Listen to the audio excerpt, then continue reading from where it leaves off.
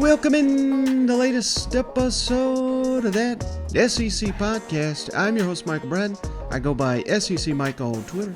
And I'm joined as always by my cousin Shane, who goes by Big Orange Vols on Twitter. What are you up to, you big Tennessee homer? Hey, buddy, what's going on? Oh, man, I am so looking forward to this Saturday. All SEC action. We got a number of outstanding games to preview, break down, and predict. How you doing, my friend? Oh, I'm doing great, brother. Doing great. I'm putting these scores in, and I'm looking at it and thinking over it, and I'm like, I have this feeling, and please, God, don't be wearing an orange jersey, but I have a feeling that we're going to see some upsets this weekend. I think this is going to become one of the most pivotal weekends of SEC this year, and I just feel like we're going to have a couple upsets. So, like I said, I pray to God it's not an orange jersey, but there are a couple of matchups that, if you think about it long enough, you can convince yourself that an upset could happen, Yeah, and I don't know about you, Shay, but me personally, I sit around and I think about which game do I want to give my coveted is probably the exact opposite of the word I should be using, but which game do I want to do my lock of the week? And it kind of comes down to who do I want to piss off the least, because we know when I lock up a game, the other team is bound to win. So I think I got one that's for sure is going to carry the day. I'm interested to see which one you lock up, but before we get to that, Shane, got to mention the sponsors. Game Time Sidekick, Shane, Knoxville, Tennessee based business, but it's run by a Florida Gator. So don't be out here confused, Shane. So this is just some Tennessee operation. But it is local. We love that about it. This is NCAA officially licensed gear, Shane. They got tumblers, bottles, shaker cups, sippy cups. The whole family can get them some Game Time Sidekicks, Shane. And if you go to GameTimeSidekicks.com, you put in that promo code HeyBuddy, all one word, you get 15% off your entire order. If you're looking for something to get that special somebody here for the Christmas, or your dad, your brother, your uncle, grandpa, GameTimeSidekicks.com is where you need to go. And don't forget that promo code HeyBuddy, all one word, for 15% off your entire order. And all this information can be found in the show notes. And last but certainly not least, Shane, PrizePicks.com, sponsoring the show for the second consecutive season. This is daily fantasy sports, and we love PrizePicks because they have college football selections, Shane. So if you go to PrizePicks.com, put in that promo code SEC. They'll match your initial deposit all the way up to $100. Again, by using that promo code SEC at PrizePicks.com. Again, this can also be found in the show notes. Are you, buddy, ready to hear my Prize Pick selections for this week? Absolutely, man. My locks are terrible. My gambling picks are pitiful. But ever since I started following your Prize Picks, I've been making money every week. So yes, Mike, let's roll out those Prize Picks. And I feel like, sometimes the bookie, maybe he's hungover or something like that. Just maybe he got hit in the head. He doesn't know what he's doing. I think we found a couple here, Shane, that you got to take advantage of these while you can. Devon Achane, Texas A&M's do everything running back.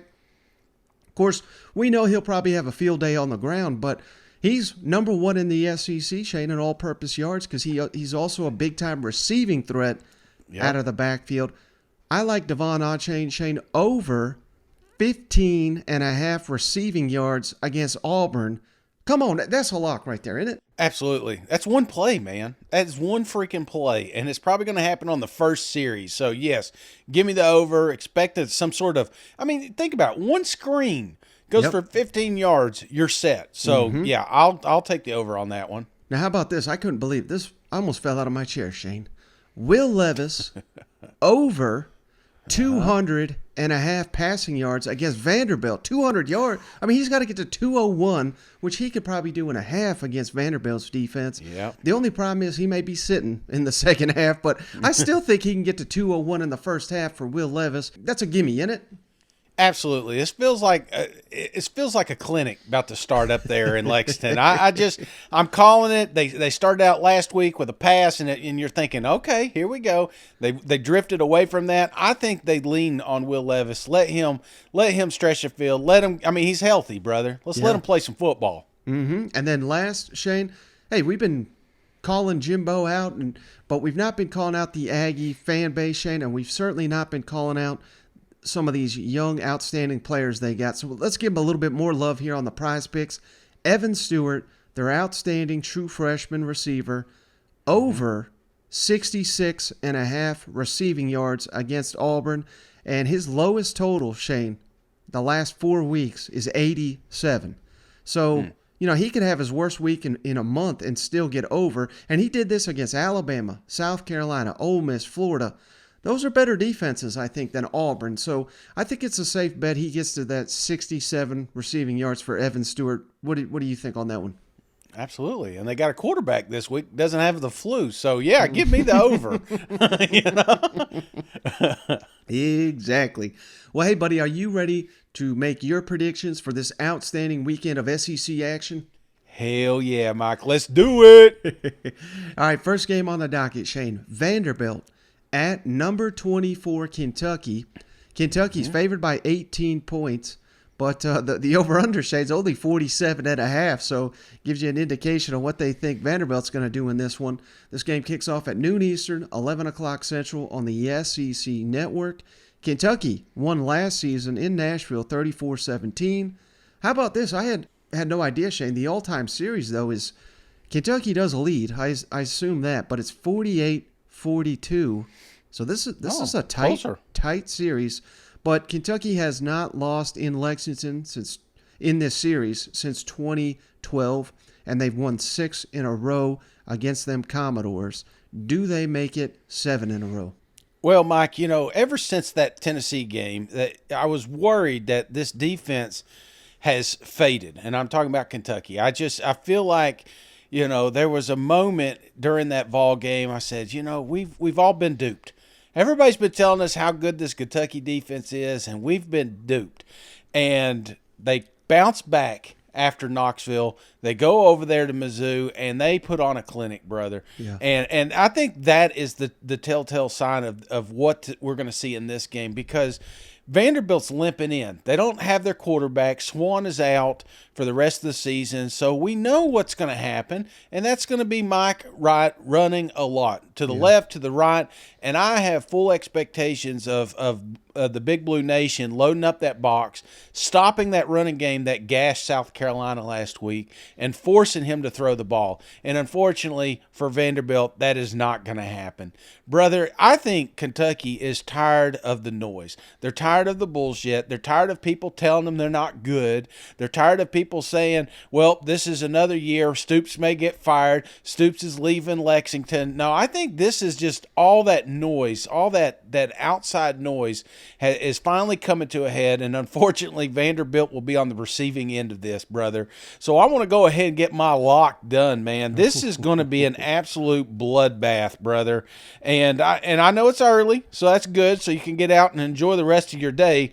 But Kentucky, you're going to win this game 42, Vanderbilt 10. And I love the over. I love your prize pick. I think this is a game they're going to allow Will Levis to just cut loose and have some fun. So, Shane, you remember it was about a month and a half ago, we had my buddy Chris Marler on the show heading into that Ole Miss game, and he said, Kentucky kind of sucks. Did you see old cousin Ollie, his response this week on Twitter? Anybody that missed it, I'll throw it up here on the YouTube, but he said, are you going to have Marler back on? Because I would love to hear his thoughts. Now that Alabama kind of sucks. We know Alabama doesn't suck. But hell, now that they have 2 losses, I just thought that was hilarious. But, yeah, there's some bravado to this Kentucky fan base. And even though they've lost a couple games, hell, they get this one against Vanderbilt. and then they get the big one next week against Georgia. I mean, there's a real opportunity to have some great momentum the tail end of the season. And I think you hit on the key factor for this game, Shane, with Swan out for Vanderbilt. We love Mike Wright. He's a dynamic player, but he's not where you need to be as a passer to go on the road and beat an SEC defense of this caliber. I think being that one-dimensional, I know Vanderbilt's got Ray Davis, they got Jaden McGowan, they've got some nice pieces on offense, but you just can't be that one-dimensional against this Kentucky defense.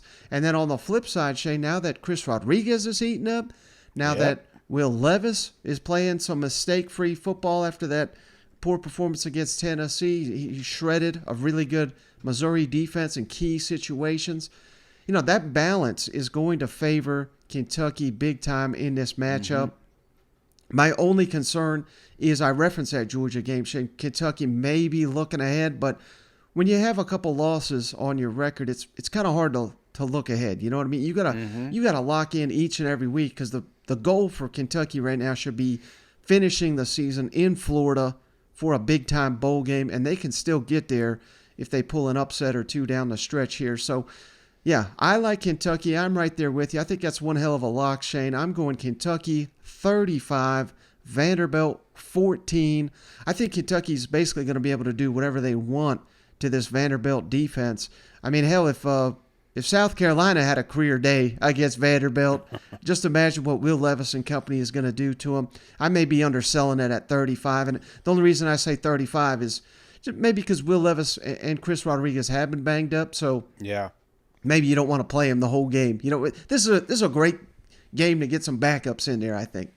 Absolutely, man, and I think it's important to note too that you do have that Georgia game, you know, kind of just hanging out there coming up in the next week. So you've got to have your playbook set, and I feel like Kentucky's been very reserved, and sometimes they needed to be, obviously with the injuries they've had on this team. But I think opening up is a good idea against Vandy, so that you can just kind of just build some chemistry and get momentum as you're going into that Georgia matchup. So I just see them trying to stretch the offense a little bit and let these guys, there may be some mistakes made here, but this is a team you can afford to have a few.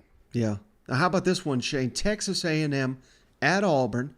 This line is shifted, and it's been all over the place here. But right now, Auburn favored by 1.5, just by the slimmest of margins.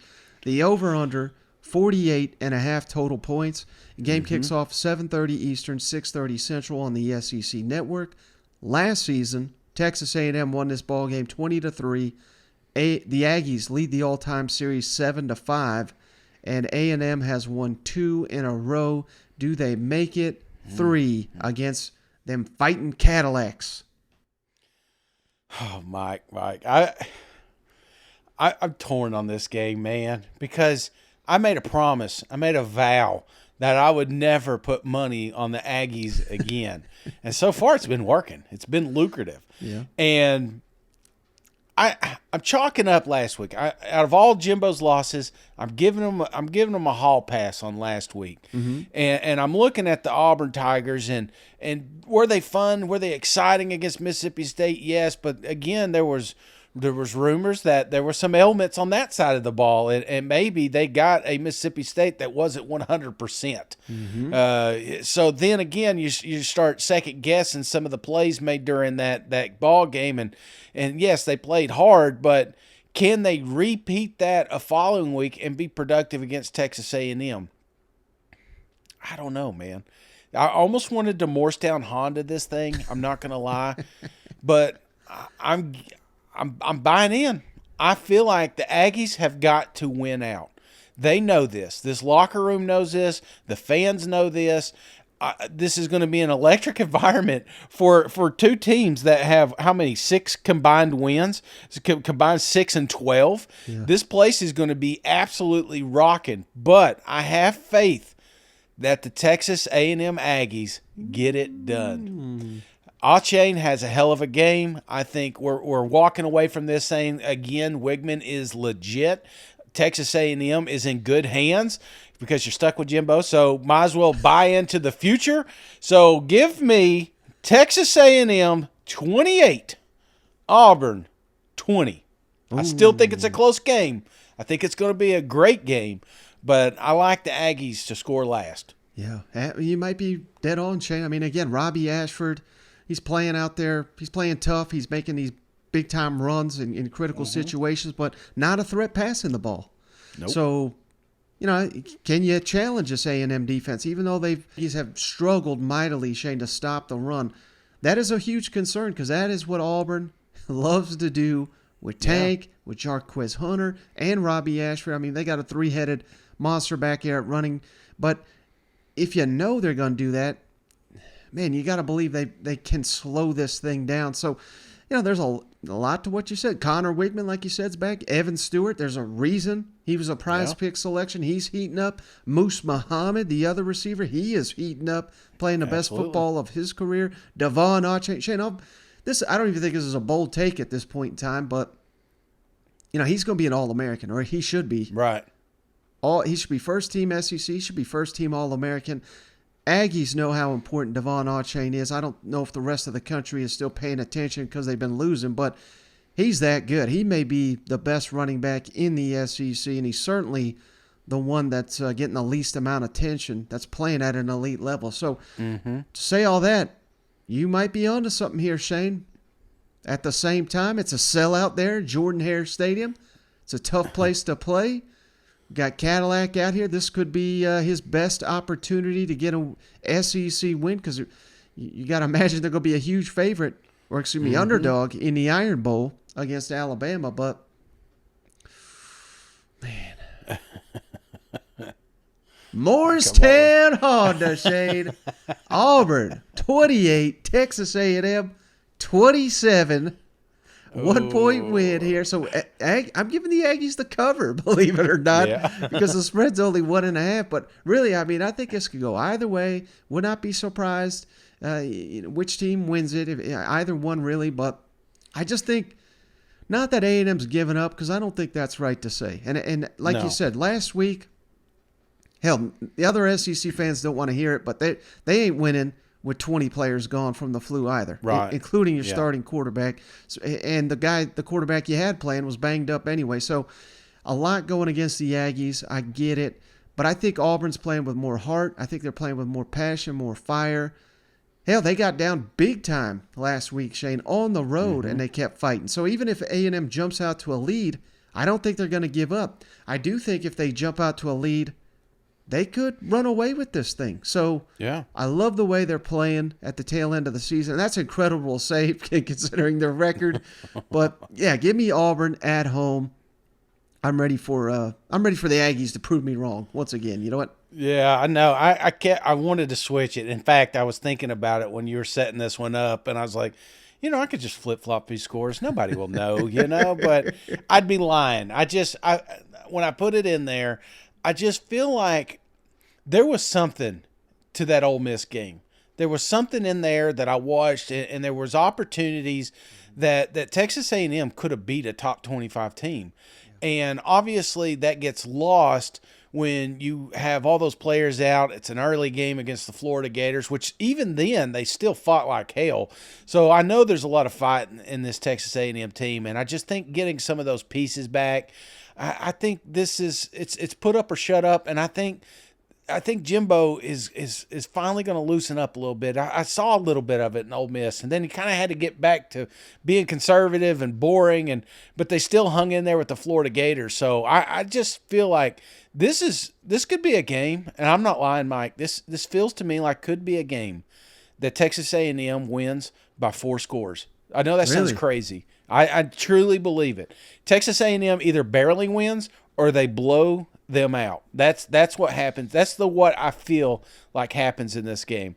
Now, there's some Auburn fans out there clipping this video and saying, I cannot wait to put Cousin Shane on blast after we beat the shit out of the Aggies. So we'll see what happens, but that's just how I feel, is that, a lot of people get lost in last week and they forget that there was a lot of spark in the Texas A&M team the week prior. Right. My biggest thing though with the Aggies, Shane, I mean, it took them, over half a season to get the offense really clicking, And as soon as they did, then the defense is falling apart. Like, I've got no confidence in the defense now either. So it's like, man, they just can't get, once they get one side of the ball figured out, then the other one collapses. So, I don't know.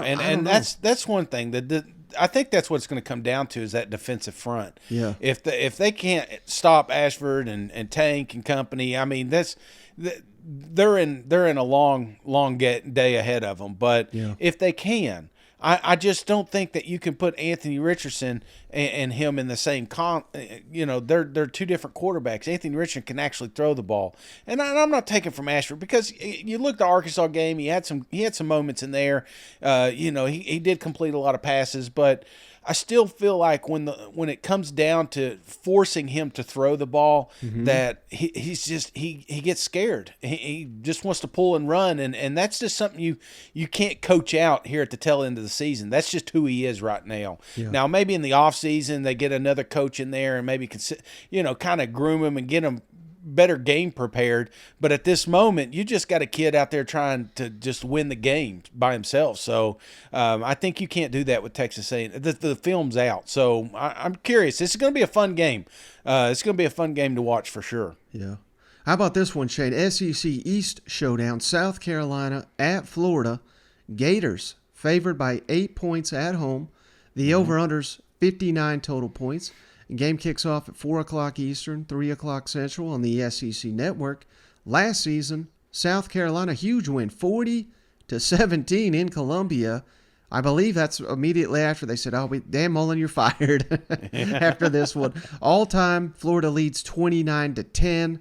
But not to say that's misleading because, hell, that is the record. But this has been a fantastic series, a lot of interesting games. I mean, with every offseason, Shane, we replay a clip or two of the refs with some questionable calls in this series. Yeah. I mean, South Carolina fans know all too well. No need to rehash it, but this is a game both fan bases, I got to feel like, think they can win, maybe should win. They both feel that way. Who do you think wins on Saturday in Gainesville, Florida, or South Carolina? I think Gamecock fans are on the edge of their seat here because I don't think I've picked them right all year long. Short of the Georgia game, I don't think South Carolina is just so hard to predict right now. And last week they're on cloud nine. Everybody, they're dancing in the locker room, and rightfully so. They got them a big victory there at Vanderbilt. But the thing that I loved about it was we finally started getting some of our toys out. For the longest time, Beamer and company have been kind of a one-trick pony. Screen or Lloyd, that's it. That was like the style of their offense, and it felt like this week we kind of got a little bit more. We got a little bit more. I don't know what the word is, but just exotic. And that's what I hope continues because South Carolina has a lot of players in that locker room that are just absolute animals. And I think they were having trouble getting them on the field at the same time. And that's the old coach mentality. When you even talk to Nick Saban, it's like you want your best 11 out there. Now, there may not be a formation for all those players, but they need to find ways to just get more than Lloyd or Vance out there. They got to have some other actions. I want to see some more Joyner. I want to see some more Bell. I want Juju out there. They gotta get fun. But Mike, and you knew the but was coming because I've been talking too much South Carolina here. The Florida Gators, what they have been doing here the last couple of weeks is quietly putting together a pretty good team. They're finally, it feels like we've got a little bit of chemistry. We've got a little bit of a narrative, if you will. We know what this team's identity is, and if Anthony Richardson plays like he did last week, brother, they could beat anybody. They can absolutely beat him because he was, again, Heisman Anthony Richardson last week. And I feel like something clicked in that game. These boys, they had it down to a science, and I feel like it continues over into this week. We've got a 4 o'clock kickoff. We're in Gainesville. The crowds are going to be exciting. They're going to be pumped up. Florida has an opportunity to win out and go out on this momentum train and get all the recruits that they want and just build up something special. So without further ado, I've got the Florida Gators winning this game 27-17. South Carolina 24. And them Gamecock fans are happy. They're like, thank God he didn't pick me. Well, here's what I know about Anthony Richardson, Shane. As soon as you bet on him, he burns you. As soon as you count him out, he's a Superman. So good luck with that one. You might be exactly right. You may have given Florida Gators a kiss of death right there, Shane. Sounds like Marshawn Lloyd's going to go in this matchup. That'd be huge for the Gamecocks. But I think what you were kind of trying to say and hinting at there with our offensive coaching staff there, it seems like if one of our premier playmakers like Marshawn Lloyd's on the field, we can't get the other Jaheim Bell on the field. Why? Yeah. I do not know. But if it's almost like they have some vow down there, never put the two most dangerous players on the team at the same time on the field. For Lord knows what reason. I mean, you'd be devastating defenses if you put all these guys on the field at the same time. It's like in the offseason when they have the red jersey for the quarterback. It feels like, okay, who's going to have the ball? Or you know how they do the turnover chains and stuff, you know? Like that guy comes in with a Florida State backpack, you know? And you're like, well, we know this guy's going to get the ball, so you can't be that predicted. Yeah. And if South Carolina, I mean, this is a real opportunity, Shane, for them to have more consistency on offense. They did it last week against Vanderbilt. Vanderbilt's got the worst defense in the SEC. Well, Florida, they ain't far behind, brother. I mean, right. I know they cleaned it up last week against A&M, shut the Aggies out, so we got to give them credit. Maybe something has clicked there, but if you just go by efficiency, Florida, 94th in the country passing efficiency, 120th against the run, which is awful. So South Carolina should have some success in this ball game, but the biggest mismatch on the field, Shane, you hit at it, Anthony Richardson, ETN, Montrell Johnson. Florida has the number 4 rushing efficiency in the country. Carolina's 116 stopping it. So this is a nightmare matchup for the Gamecocks when it comes to running defense. Hell, something that you were quick to point out. Vanderbilt did whatever they wanted to South Carolina on the ground. So I think it could get a lot worse in Gainesville with a better rushing attack. I think that's the key to the game. But again, South Carolina, they play better as an underdog. You just can never predict these special teams, whether it's kick return, whether it's a block, whether it's a fake. I mean, they'll pull this stuff right out of like a rabbit out of a hat, you know? So if they get something like that, I certainly think they can win this football game. It's very dangerous betting on the Florida Gators just because they won one game doesn't mean we should jump on the bandwagon. But playing at home, this is a game you should win. I'm going Florida 33, South Carolina 23. I like the Gators to cover that 8-point spread. And I think first down's the key too. South Carolina has a tendency to go for those screens, to get 1 or 2 yards here, and they find themselves in a hole. So if you could take the average of the first 5 first downs and there is no pass for less than 2 yards, I'm giving South Carolina the victory. But I haven't seen it all year, so I can't do that right now. So I'm going the Gators here. It's almost like the old NCAA video game, Shane, when you got a quarterback that you're trying to get to win the Heisman or something. And you're like, I'll run it right up the gut for no gain, and then again for no gain, just so I can convert this 3rd and 10 with a 12-yard pass, and I'll just do that all game long. That apparently is Marcus Satterfield's playbook here, and more often than not, it does not work. So yeah, that is going to be fascinating to see if I did that. When you bumped it up to Heisman, I had a tight end that had like 18 receptions because I kept running the same play over and over again. Well, speaking of playing the game on Heisman, Shane, Georgia, number 1 Georgia, on the road at Mississippi State. The Georgia Bulldogs, I almost said Bulldogs, but that's confusing in this one. Georgia Bulldogs favored by 16 points on the road, over under 53.5 total points. This is a night game, 7 o'clock Eastern, 6 o'clock Central on ESPN. And a game 2 years ago, Shane, it was real back and forth. They needed JT Daniels to have a career day to save them. They need the same from Stetson in Starkville. What do you think? No. As Not soon at as I all. said that, I was like, I don't know where I'm going with it. Yeah, no. I think we see a little bit more second half Georgia here, and a little bit more conservative play calling. I do like the fact that, and one of the overlooked stats is how productive the passing game is with the Georgia Bulldogs, but that's what they do. They get up early, then they just lean on the running game to take out, and that's exactly the formula that they're going to use during this one, Mike. I'm not convinced that there's any layover or let down or trap game or any of that. This team is dialed in. They want to be the best. They want to stay the best. And to do that, they're just going to go through whatever obstacle gets in their way. And unfortunately, it's going to be Mississippi State this week. So I'm not going to waste time sugarcoating this thing, Mike. This is going to be another beatdown from the Georgia Bulldogs. Now, the one thing about this is the gambling side. Part of me says, okay, Georgia's just going to come out here steamroll. I see there a situation that we're sitting there in the third quarter, late second quarter, and it's 28-0, and it just you're not watching it. Nobody's watching the game. Yeah.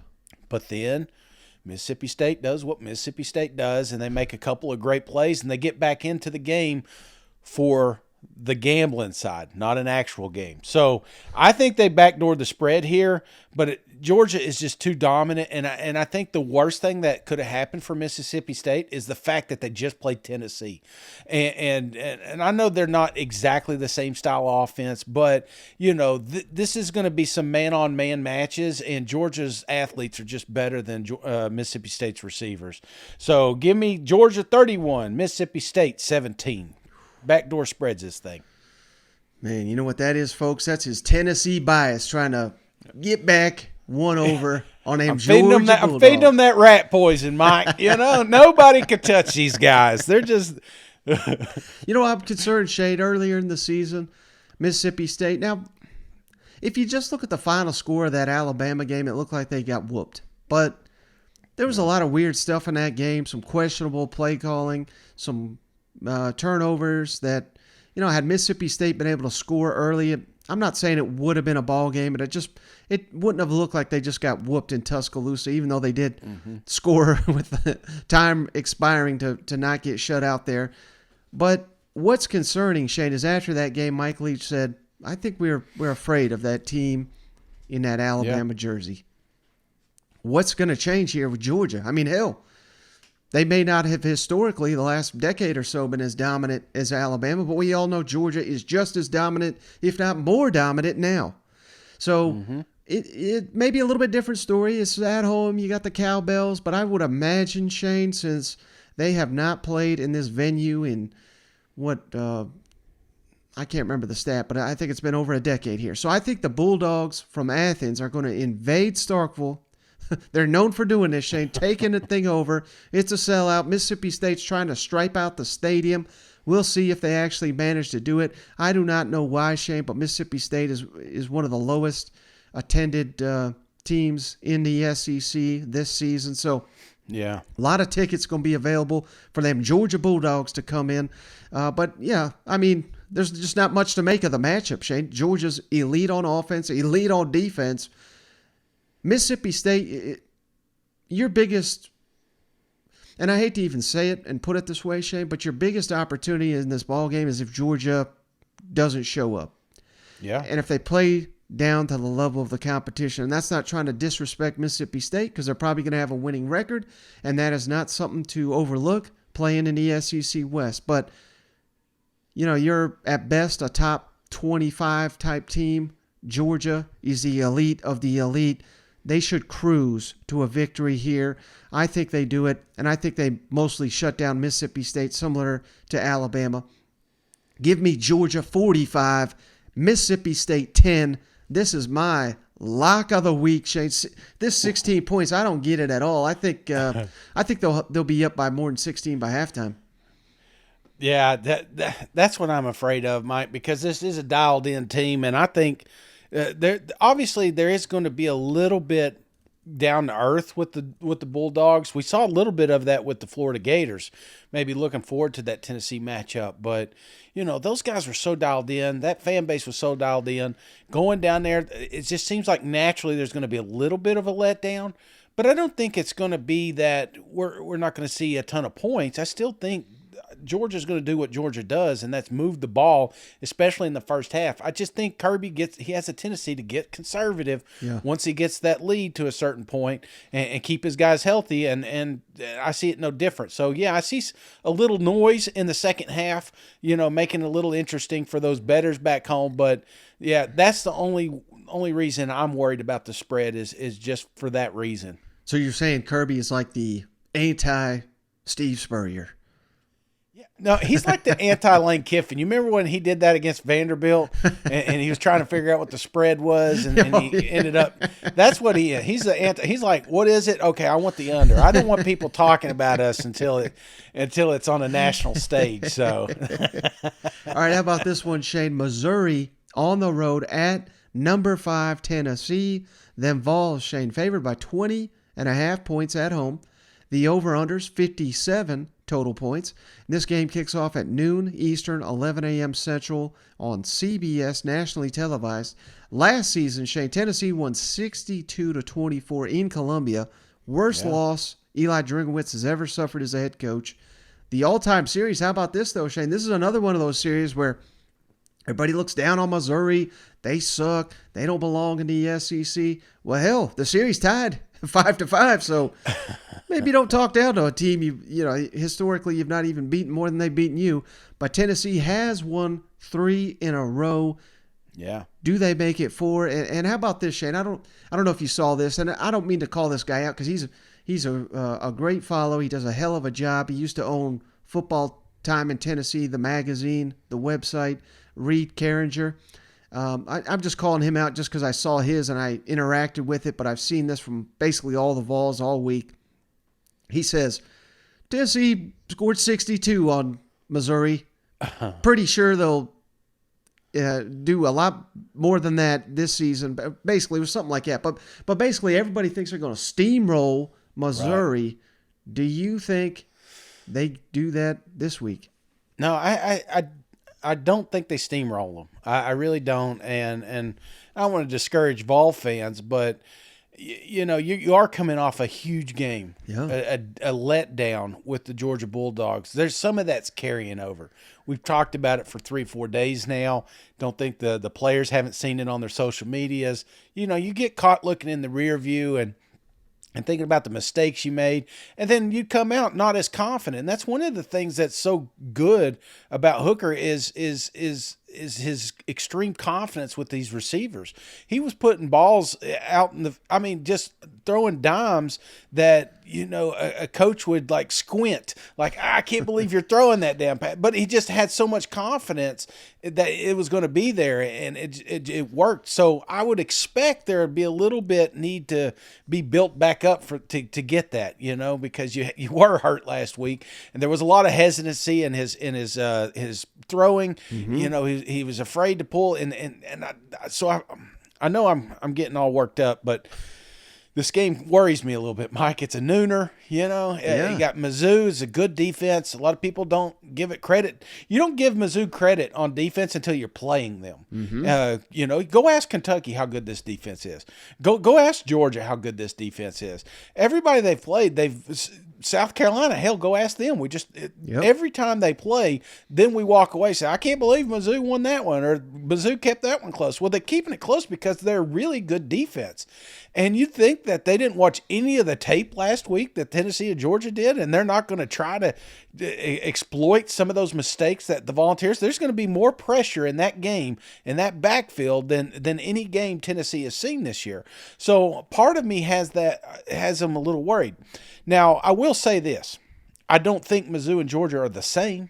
And I do think Tennessee's got a great offense, and they've got an excellent opportunity to win out and go to a college football playoff. So I still think that this Vol team has got the pieces to get there.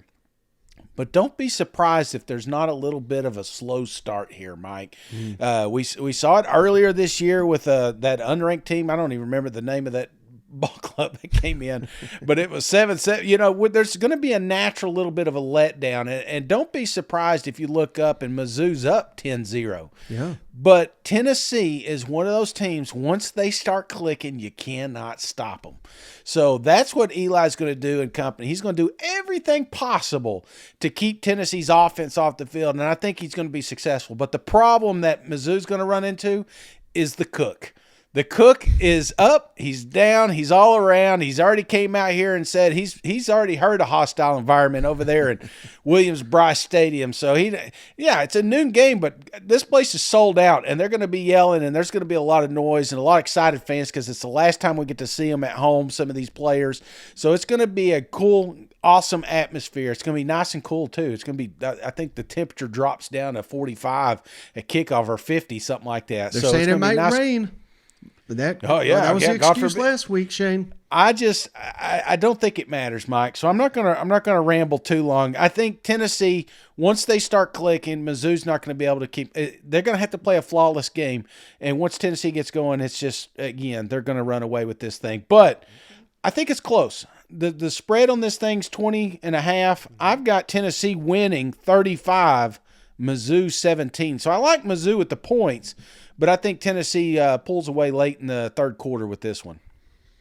You know, I didn't realize something till just this morning, Shane. One of our listeners reached out.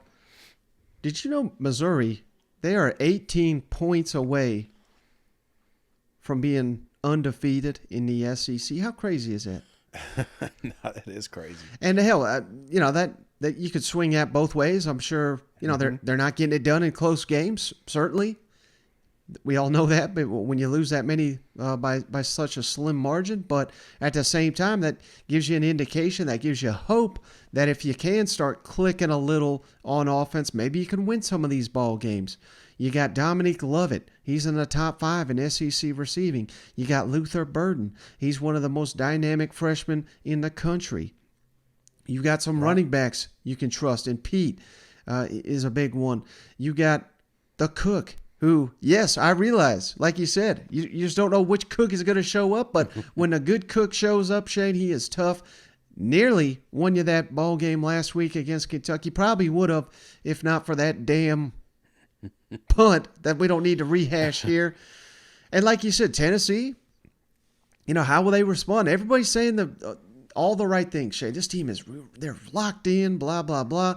Well, what if they start pressing? I didn't even hear you say that, Shane. They have got to win, and they have got to win in impressive fashion for Hendon Hooker to be winning the Heisman, or at least a finalist, for Tennessee to make that push to the playoff. And they have not been in this position before for, playing it late in the season. Again, you beat Missouri by 10 points, they'll probably drop you in the playoff poll. Whereas going into the season, if I would have told you they beat Missouri by 10, I would think 100 out of 100 Tennessee fans would take it, because a win is a win in conference play. And like you said, this defense, my God, people don't understand how good it is. And imagine, Shane, if the offense was not leaving them out to dry, how good the defense would look. So it's probably even better than we have imagined. And like you said, the blueprint's out a little bit, but I guess you could swing at both ways, because Missouri sure as hell does not have the defensive talent that Georgia has, but they do know how to attack this this Tennessee offense. Some of these receivers, they struggled against Georgia. And again, Missouri doesn't have the DBs Georgia has, but get physical with them, push them at the line of scrimmage, lock them up, try to go man to man. That could be a real issue. So I think, like you, I think it's going to be a lot tighter ball game. Would not even stun me, like you said, if Missouri leads early. I think it's paramount, Shane, that Tennessee starts quick, because that's what they've always done under Josh Heupel. But what do all these coaches say about Tennessee's offense, Shane? Everybody looks at these passes and these receivers, and Hendon Hooker's having a great season. He deserves all the respect, but it's really based on the ground game. Yeah. And that's what they trashed Missouri with last season. Well, Missouri's got they're number 16 in the country, Shane, in stopping the run, rushing efficiency. So I think if they can muck it up there against Tennessee, this is going to be a lot more difficult than people realize. I say all that, Shade, to say Tennessee is going to win the game, but I like Missouri and the points. I'm going Tennessee 38, Missouri 20. And really, Shane, honestly, if I had more confidence in Missouri's offense, Yeah. I may even pick them to win this game. I really would. But I just got no faith in them to do much. They may have a hot quarter or two, and Tennessee's offense, I may be overreacting to one poor performance. If they heat right back into gear, they could blow the doors off Missouri. But I think this is going to be a tight ball game that Missouri covers that spread. That's my feeling this game, Mike. That either A, it's going to be a close, tough fought ball game, or B, Tennessee just beats the brakes off of them. and so I could see any scenario, and it truly comes down to a couple first downs. It comes down to Tennessee just getting that momentum, building that confidence, getting Hooker out there, and not second guessing his arm. And if he does that, brother, Tennessee can put up, they could put up 40, 50 points on these guys. And then, he's right back in the Heisman race and the college football playoff talk. But, Tennessee can't afford sluggish games. I remember we said this about Texas A&M a few years back. They had an opportunity to sneak into the college football playoffs if they had some sexy wins on their resume. Well, they didn't. And Tennessee cannot afford to have the same situation. They have got to have sexy wins here on out. And a one-kick field goal game against Mizzou, because that's all they're going to look at. They're going to say, okay, Missouri, after this game, even if they win, they're going to say, okay, Missouri is 4-6, and Tennessee, it got down to a field goal. Then that's going to be the ammunition they need if Michigan, barely loses to Ohio State or TCU, or Oregon. That's the one. Bo Nix, the ultimate quarterback, couldn't do it in the SEC, but he's up there killing it. So it's those narratives, and you know how ESPN is, and you know how the media is, and they're going to shit on Tennessee if they have any close games here on out. So they can't afford to do that. So I could see a couple different outcomes here. I just feel like it's going to be a little bit of a slow start, but once Tennessee gets in gear, Mizzou's not going to have enough to bounce back. They can't keep up, that's for sure. Yeah. Any team you've watched, as soon as you get enough points on Mizzou, I go back all the way to the Kansas State game. Once they got that thing going, it's like they didn't know what to do. So an avalanche. It really is, and they're not built for comebacks. Exactly. Well, how about this one, Shane? SEC West showdown. We got a trophy game here. Number 7 LSU at Arkansas. Them Tigers, Shane, favored by 3.5. Over-unders 62 total points. And no, not a night game, as much as we wanted it to be one. Noon Eastern, 11 a.m. Central on ESPN right after College game day. Last season, Arkansas won 16-13 in Baton Rouge, but LSU leads the all-time series 42-23 and two ties, believe it or not. Who you got in this rivalry game that LSU doesn't claim as a rival, but I know Arkansas sure as hell does. Yeah, and I think Arkansas's got LSU right where they want them, overlooking them. Just another team, just a bye week. Come up there, get a victory, get your trophy, and go home. That's what they think this thing is, and it's not. You're walking into a hornet's nest there in Arkansas. It is a noon game, which I think pays. Obviously Arkansas has had some slow starts in throughout the season here, but they can't afford to have that this game. Arkansas has got the pieces. We've said this all year long. It feels like we say the same thing because we know we've been willing Arkansas to victories that just never come to fruition. They have the tangible pieces to go toe to toe with a team like LSU. And LSU has an opportunity to fall off. They've been playing great, and once you start buying into yourself and signing more NIL deals, and everybody's talking about the SEC championship. I've heard more people talk about SEC championship this week than I have Arkansas football. That's exactly what Sam Pittman and company want. So I think this is going to be a really, really close game, man. I do. I think this is going to go round and round, and it may come down to a final 2 drives here. And I think Sam Pittman really needs this victory. I think the players need this victory. The fans for sure the hell need this victory. But it is so hard to bet against Kelly and company, man, because these guys keep finding ways to win, and he's got. I think it comes down to quarterback play. And if you had me at the start of the season, I'm giving KJ the trophy, and he's my man. But I can't say that this week, man. I think KJ's the second best quarterback on the. Hell, he may be the third if he's injured. You know what I'm saying? Right. So. That being said, I won't drag this one out either, Arkansas. I think you play them close. I do, but I still think that Kelly finds a way to get the victory. LSU 31, Arkansas 28. You know what Arkansas's really got going for them, I believe, Shane, in this matchup? You lost at home. You got your ass kicked by Liberty. I know the final score was close, but really you got your ass kicked, particularly in the first half, and dominated at the line of scrimmage where you're supposed to be a strength of the program. But I think, Shane, when you lose a game like that, when you're kind of the laughingstock of the SEC for that week, what you want, Shane, you want a top 10 team, a rivalry game, one that, like I said, LSU does not even consider. They think so lowly of you, you're not even a rival to them. This is exactly what you want if you're an Arkansas Razorback. Come in here. If you're a man, you come in here and you'll bounce back and you got something to prove to LSU this week. And I really do think this is going to be one of the most competitive, hard-fought ball games of the weekend. You mentioned KJ Jefferson. That's kind of the big question mark. Is he banged up? Is he going to play? That looms large over this football game, no doubt. Rocket Sanders, we have got to get him back going. One thing I don't think a lot of people outside of Arkansas are paying attention to, Shane, Jadon Hazelwood, Matt Landers, both those receivers, all off season.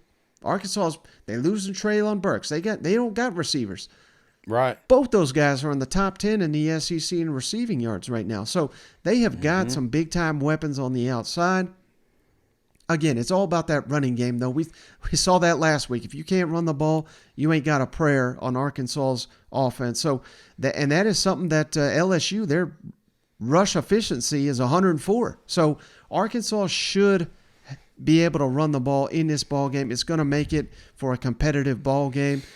Again, KJ status lingers so large in this matchup, though. Yeah.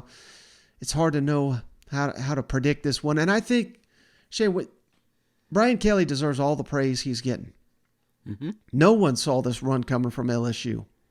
I don't even think Brian Kelly saw it if he was being dead honest, Yeah. But you know what Brian Kelly don't know, Shane? He don't know week in, week out the grind of the SEC while he was at Notre Dame. They have a big win over Southern Cal, then they get Navy and Syracuse and all these garbage teams. They had to play 2 tough games a year. In the SEC, he could be in for a rude awakening that as soon as you get that huge win, man, you got another one coming right to sucker punch you when you're not seeing it. So this is going to be a hell of a game. I think pressure now on LSU. Like you said, we kind of said the same thing about Tennessee. LSU, Shane, they cannot – you can't be winning by 1 or 2 points against a team with a subpar record and sneak into the college football playoff. You just can't. Right. And you may be looking ahead to, you certainly hope LSU's not already looking ahead to Georgia because they got to finish the deal. But, that is something to consider, how this team responds to just a huge, huge win. Jaden Daniels is playing out of his mind. He's going to be tough to stop. But, this is something we always talk about, Shane, with when a team faces a quarterback like that the week prior, maybe that gives them an advantage.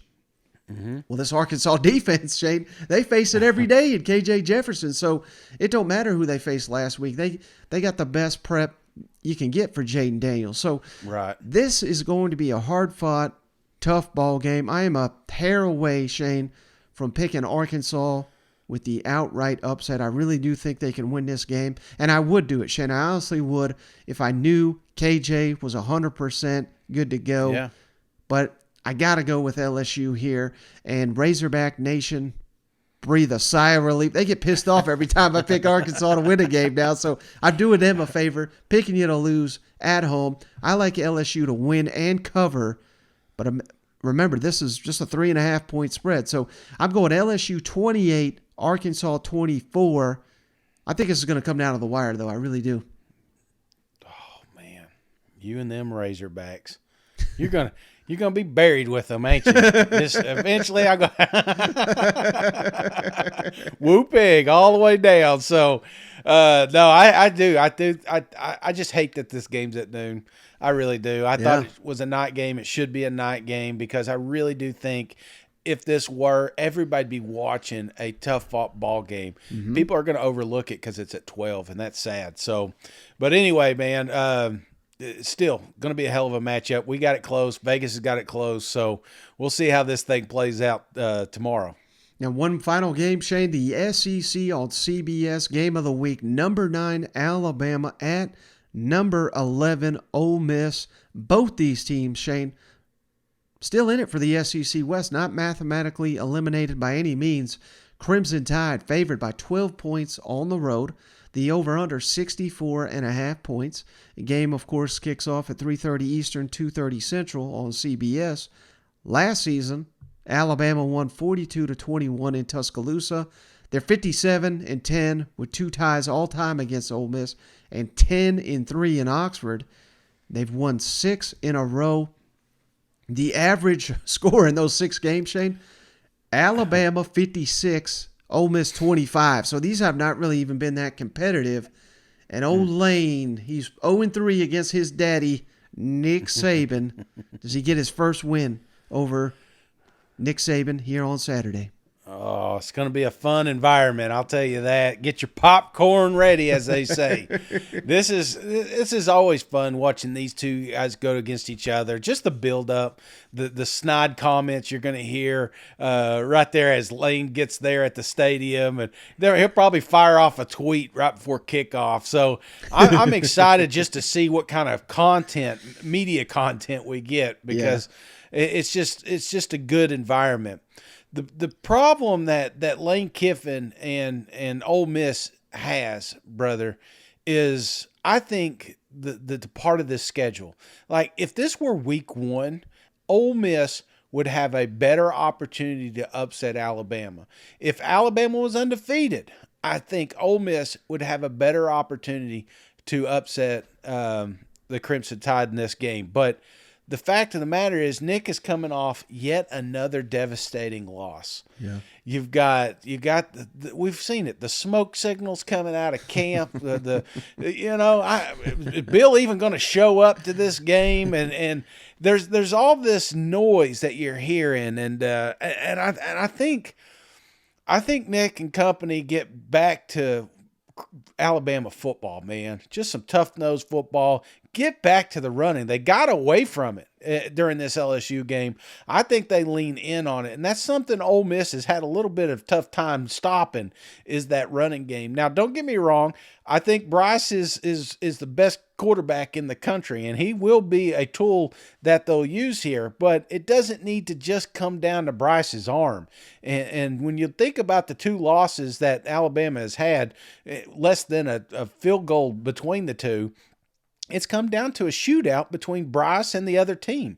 It doesn't need to be that way. And I think that's what Alabama does is get back to its root. It gets physical because they can be physical and they can beat Ole Miss just with the running game. There's part of me that says, that wants to pile on Nick Saban. There's a part of me that says, man, what about because I did this after Tennessee won. I was like, what about a 2-loss Alabama? What about a 3-loss Alabama? I'm here for it, brother. He's had a good run. It's time for them to get some losses. I just don't see Lane Kiffin doing it. But man, wouldn't it be an awesome story? Wouldn't it be great if Lane Kiffin? I can only imagine the shit he would say post-game after. I mean, even I'm saying he couldn't get to a camera quick enough if he wins this thing. But unfortunately, you're catching Bama at a wrong time, and that's why I like them winning big. 42, Ole Miss 28. Yeah, I like a lot of what you had to say. I mean, Alabama's offense, you just look at the numbers, Shane, at a major advantage going up against this Ole Miss defense. Ole Miss certainly, I got confidence they'll be able to run the ball, even though Alabama has shown they can stop it. But I think your main point there, Shane, when we start doubting Alabama, when we start criticizing the dynasty, when we start saying this is the end, that's when Alabama responds the most. You know what? Yeah. I would love, just like you said, to pick against Alabama. Hell, I've picked against them even in the last year's matchup. They won by 3 touchdowns, and I believe it could have been even worse. So it's just hard to see. It's hard to ever pick against Alabama, Shane. And every time I do, they win big. When I pick them to win, they lose. So I don't want to spoil my pick so early, but I guess I have. I'll pick against Ole Miss and see what they can come up with. But I just think they'll respond to this matchup. I'm not trying to disrespect the Ole Miss fans, but I think Baton Rouge, Neyland Stadium, I think that's a different animal than playing in Von Hemingway Stadium. I know they can get loud. I know they can get crazy. It should be one hell of an environment, but it's not a night game. I think that also kind of hurts the Ole Miss faithful there. It would have been a lot more rowdy at night. Alabama, I just think, man, they still got Bryce Young, Shane. Yeah. And I think last week against LSU, he played, a B-plus game, and hell, it came down to a 2-point conversion and overtime on the road to beat him. You have to just play at such a high level. And if Jackson Dart, do we have confidence that he's going to be able to trade scores with Bryce Young? I mean, no, there's not a chance in hell. Maybe in a year or two, but Bryce will already be in his second season in the NFL. You know what I mean? So that's not to discredit Jackson Dart, because I think he's a promising talent, but he's just not ready for that. Judkins is great. Zach Evans is great. They'll get theirs in this game. They will keep it competitive. I see it a little bit closer than you, but again, Alabama's getting called out. Their manhood's being challenged. They're losing these big-time games because they're having all these penalties. They're playing on discipline. I just don't think we're going to get that version of Alabama this weekend. I'd be stunned if we do. They haven't lost back-to-back regular season games since 2008, Shane, as crazy as that is. Give me Alabama, but give me Ole Miss and the points. I'm going Alabama 38, Ole Miss 28, so just barely covering that spread. But I do think this could be a really good game. I just think in the fourth quarter, I think Alabama takes control of it. Yeah, and I think it is a prominent running game. You look at Ole Miss. The last 4 games, they've had Texas A&M, LSU, Auburn, and Vanderbilt. All 4 of those teams have had 100-yard rushing. So I expect Alabama to have a 100-yard rusher, and that's only going to make things easier for Bryce. So that's when I say getting back to the roots. That's when you think of Bama. I don't know about you, brother. I think a good defense and a hell of a running game. Now the quarterbacks have kind of stole the show here the last few seasons, but sometimes you got to get back to your roots, and I think that's what Saban and company do. But brother, before you get going too far, I want to ask you one question, because we got, 1, 2, 3, 4, 5 ranked games being played Saturday. I'd like for you to rank upset possibility here. Okay.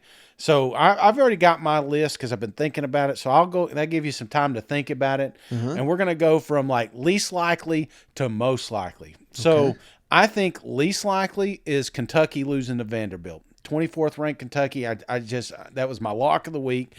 I have no confidence that Vanderbilt's going to win that game, especially with Swan out. Then I go to Georgia, Mississippi State. Again, full confident that the Georgia Bulldogs get that game. Now, here's where things get a little bit murky. I'm going to go Ole Miss, Alabama. Even though I just said Alabama, beats Lane Kiffin and company. I don't know why I keep saying company. When did that become a thing? I don't know, but I need to stop. Sometimes Mike stops me. So I'll say a word over and over again. He's like, dude, stop saying that word so much. Okay. So no more company talk. But I put them 3. No confidence that Alabama loses this game. Now, the 2 that I'm worried about, because one of them involves my balls, is the Tennessee-Mizzou game. I see there being a slim chance. I'm not saying they're calling it an upset for a reason. I'm putting Tennessee on upset alert because of the time of the game, not just not just actual noon, but the fact that it's right after this Georgia game. There's just so many factors, and we get caught looking ahead, and we just can't afford to do that. And then I would have at the top, of course, LSU Arkansas, because I can see there being a possibility Arkansas wins that game. So what would be your list if you're ranking those 5 games? Yeah, not to be too anticlimactic. I think you did a great job there. But I think for me, the least likely upset, you put Vanderbilt, Kentucky. Yeah, I think it's Georgia losing to Mississippi State. That seems the least likely to me. Number 2 for me is that Vanderbilt beating Kentucky, just because Kentucky is ranked. I get it. I'm trying not to be disrespectful to them, but they have been up and down. They play up to and down the level of competition. Remember, they've had some non-conference games. It's like, how is this a ball game in the fourth quarter? You're favored by 20 points, and Miami of Ohio has got the ball. They can win this damn game. So, Kentucky's a flawed team, but they are playing Vanderbilt. Number 3, I agree with you. Alabama being upset would be a surprise to me. Mm-hmm. But number 2, I'm right there with you. Tennessee. I think that, again, if Brady Cook shows up and he lights it up, there's a good chance they beat Tennessee. I don't have confidence necessarily in him and that Missouri offense, but the defense is incredible. This is the matchup of the weekend in my mind, the Missouri defense versus the Tennessee offense. Cannot wait to see that. And yeah, I said it would be a 4-point game, so I got to go LSU, most likely to get upset. And I forgot to mention this when I was picking that game, Shane, but I would not even be surprised if Arkansas goes into the 4th with a lead. But we've seen this. They've gotten down in a bunch of games. Auburn comes to mind. There was Florida State, obviously. They did lose that game, but they got down. They got down in the Ole Miss game. Yeah. They get down in these games, but they have a hell of a strength and conditioning coach, apparently, because they get tough as hell in the fourth quarter. They finish the deal. And that's how I think they come out with a 4-point win on the road at Arkansas. But let me ask you asked me a question, so I want to ask you one real quick. If Alabama does lose, which neither one of us is picking, and hell, we do. Get them out of there. We just said it's unlikely. But, man, that's 3 out of 4 SEC games lost. And, I don't hear enough people talking about this, Shane. Remember a couple years ago, Scott Cochran left to go to Georgia, and they brought in these they're like nutrition scientist people. I don't know what the hell they do, but everyone was. We don't need Scott Cochran. We're a new age, training staff and all this. Not only is it coordinators are questionable, I think. This team is lacking energy. They're lacking discipline. That's where the strength and conditioning program comes in, I think.